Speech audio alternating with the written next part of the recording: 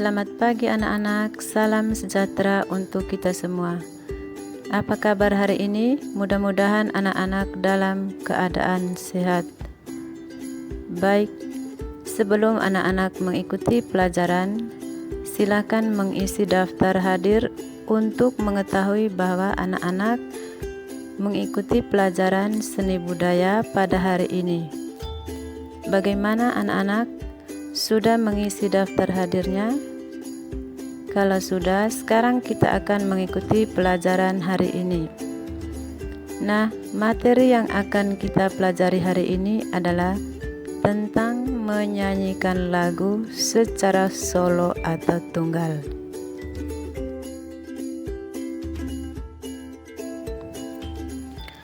Adapun kompetensi dasar yang kita pelajari yaitu yang pertama, 3.1 memahami teknik pengembangan ornamentasi melodis dan ritmis dalam bentuk vokal solo atau tunggal.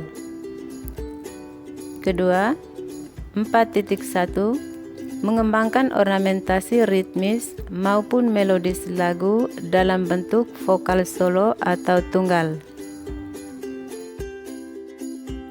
Adapun tujuan pembelajaran yang akan dicapai setelah pembelajaran ini yaitu 1. Mengidentifikasi pengertian vokal solo atau tunggal. 2. Menjelaskan tentang jenis penampilan vokal solo atau tunggal. 3. Menentukan materi vokal yang dimilikinya. Materi pertama yang akan kita bahas yaitu pengertian vokal solo atau tunggal.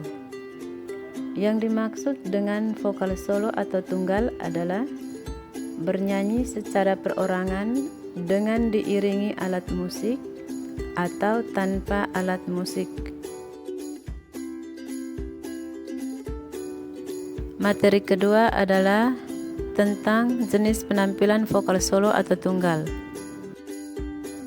Berdasarkan pengertian vokal solo bahwa ada dua jenis penampilan dalam bernyanyi, yaitu yang diiringi alat musik dan tanpa diiringi alat musik. Jika bernyanyi diiringi dengan alat musik, contohnya seperti bernyanyi diiringi keyboard, gitar, dan orkestra. Sedangkan bernyanyi tanpa diiringi alat musik berarti hanya menggunakan suara vokal saja. Di sini anak-anak bisa melihat contoh dalam gambar dengan bernyanyi diiringi alat musik.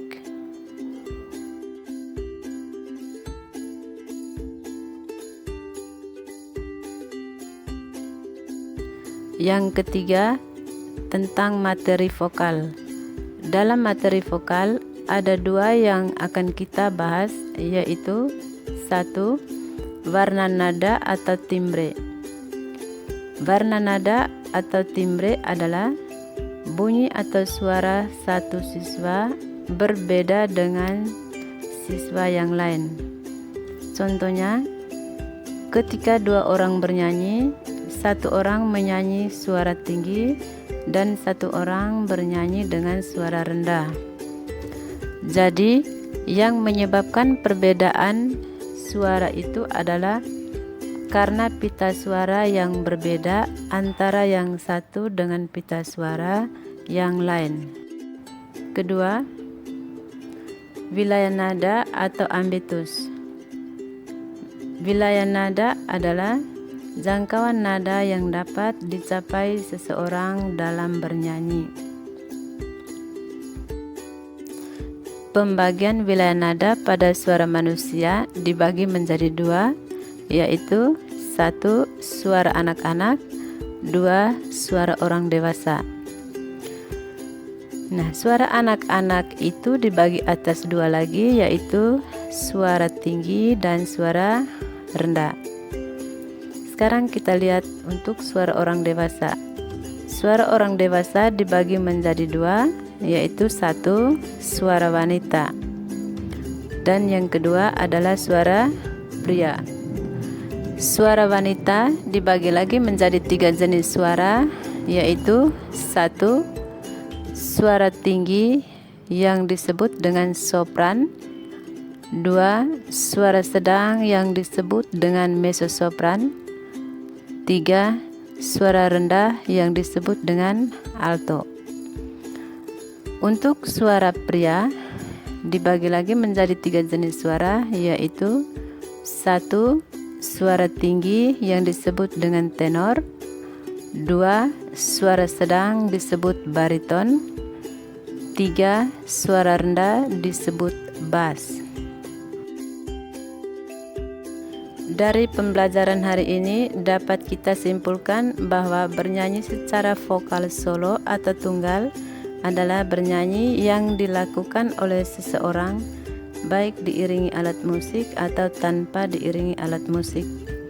Maka dari itu perlu kita kembangkan dan melestarikannya dalam kehidupan kita. Anak-anak, sekian pembelajaran kita hari ini. Kita akan berjumpa lagi minggu depan dengan materi tentang teknik vokal.